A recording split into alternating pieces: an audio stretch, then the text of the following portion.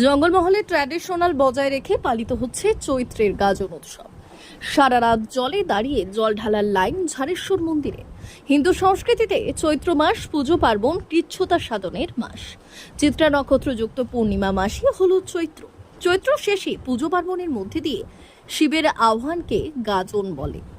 মূলত বঙ্গের লৌকিক শৈব ধর্মের মধ্যে এই দেশের একটি প্রাগৈতিহাসিক উৎসব তার ধারা প্রবেশ করেছে, তা গাজন নামে পরিচিত। কোথাও আবার আদ্যের গাজন নামে পরিচিত। এটাই আবার দক্ষিণ পূর্ববঙ্গে নীলের গাজন নামেও পরিচিত। নিম্নবঙ্গে দেল পুজো নামে পরিচিত।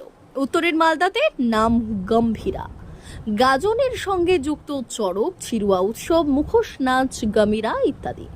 গাজন, চড়ক, নীল নানা দিক থেকেই অত্যন্ত তাৎপর্যপূর্ণ একটি ধর্মীয় সামাজিক উপলক্ষ হিসেবে গণ্য হওয়ার অধিকার প্রাপ্ত হয়েছে। মূলত শস্য উৎপাদন, সন্তান লাভ, শারীরিক নিরাময় এসবও এই উৎসবের সঙ্গে জড়িত।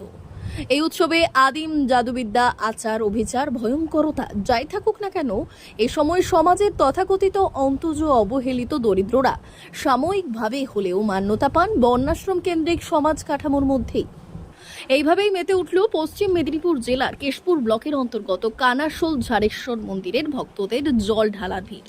হাজার হাজার মানুষ ভোর রাত থেকে এক বুক জলে দাঁড়িয়ে কষ্ট করে জল ঢালতে এগিয়ে এলেন। যেখানে জল ঢালা আছে সেখানে যারা দায়িত্ব আছেন তাদের নামগুলি আমরা বারবার ঘোষণা করেছি। সেই সমস্ত ভলেন্টিয়াররা, অনুরোধ করব সেই সমস্ত ভলেন্টিয়াররা যেন অতি সত্বর সেখানে যায়।